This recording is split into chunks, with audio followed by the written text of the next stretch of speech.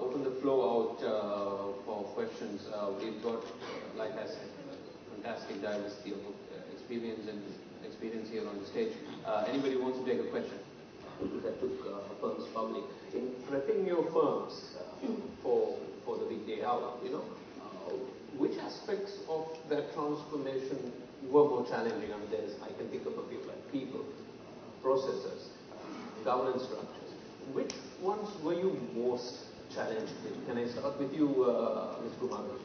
It was both the systems and even the employees, and we had to change the entire culture of the people so that they will be, because we being a state-owned institution initially, we had that function. So we had to change to a public company design on that.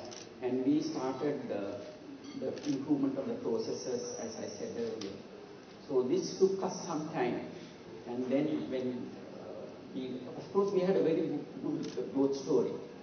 The expansion, we were able to give a good business plan for 3 years, where the company was a lot of expansion and growth.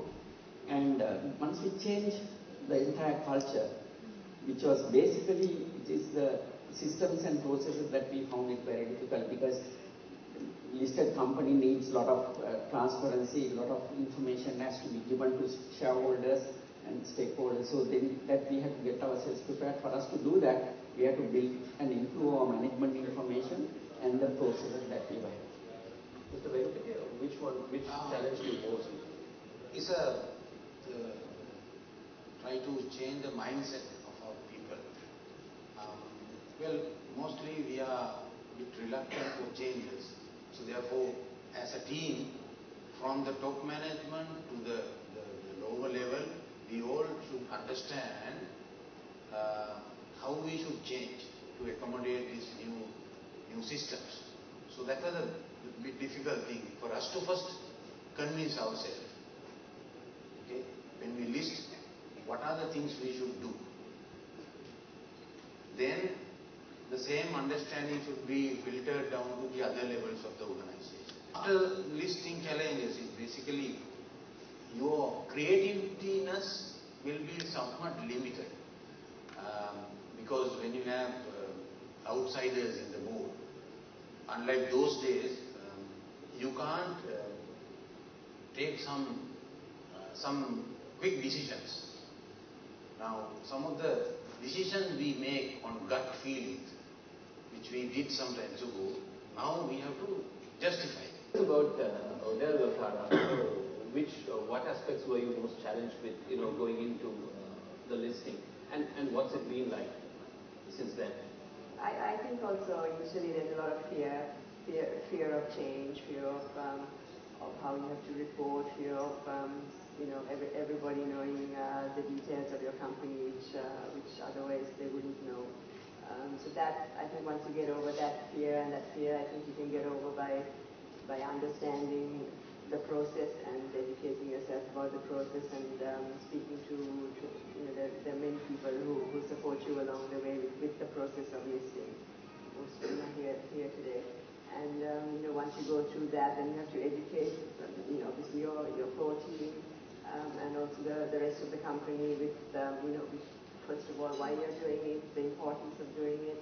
And I think once you get over that hurdle, it's really a lot easier to go through, and then then it's virtually like running a normal business, and people knowing the advantages of it, and the advantages the company has, and the advantage that the people in the company have. Of course, the systems and processes as well, but that's quite So primarily you're saying it's a people challenge that in your opinion, there's opinion it was. Renko, let me put this question to you. You've in the last few years, you said 85 companies went public. 85 new issues. New issues were there, including ones by companies that were already public. Okay.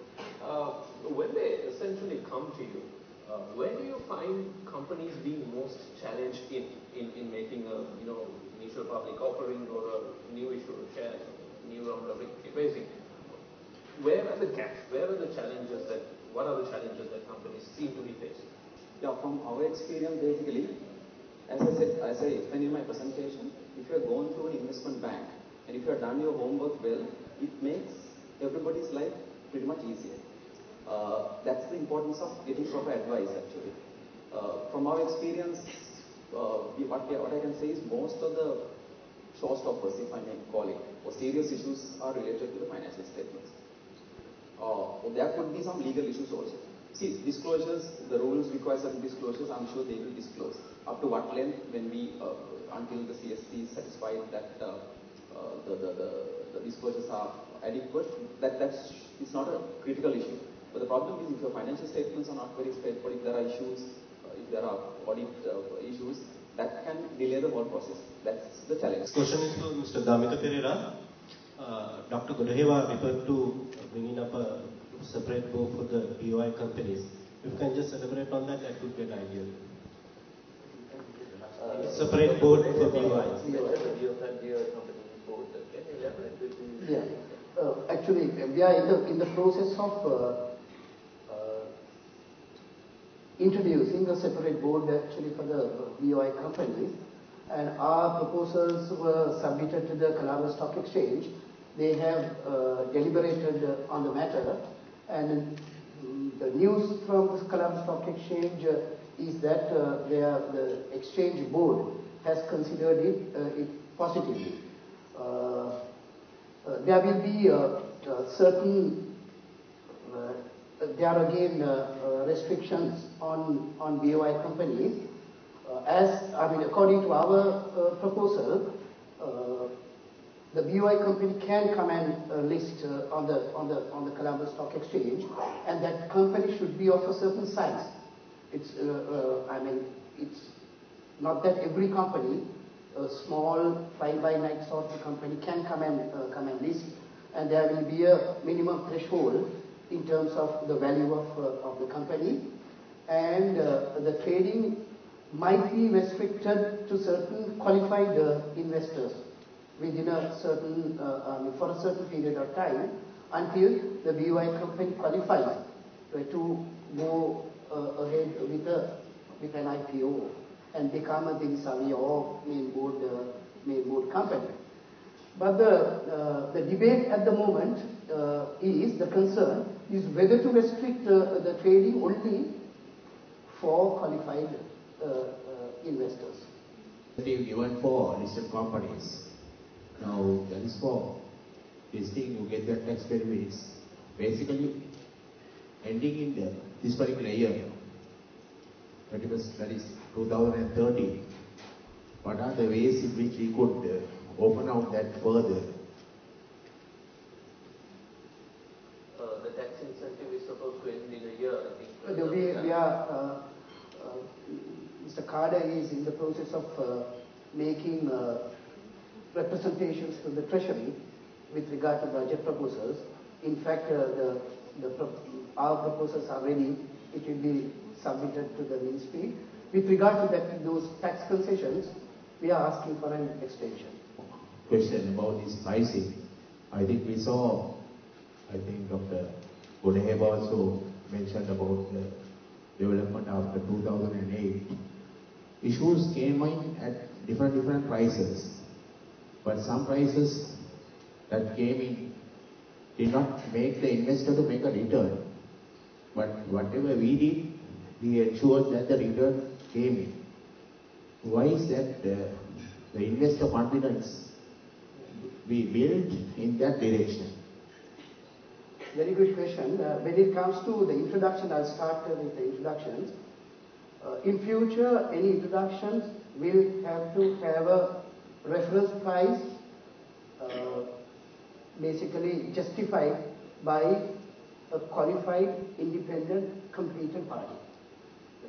Because that is one prerequisite.